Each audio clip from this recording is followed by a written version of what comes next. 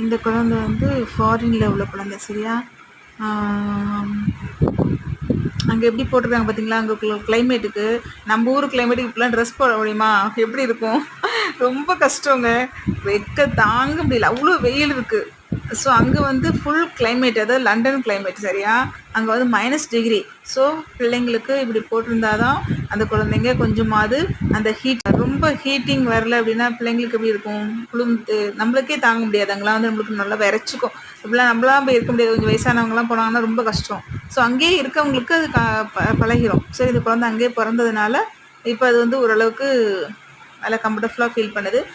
நல்லா வளர்ந்துட்டுருக்கு. இப்போ இந்த பேபி இன்னும் வந்து கொஞ்சம் பெரிய பிள்ளை ஆயிட்டு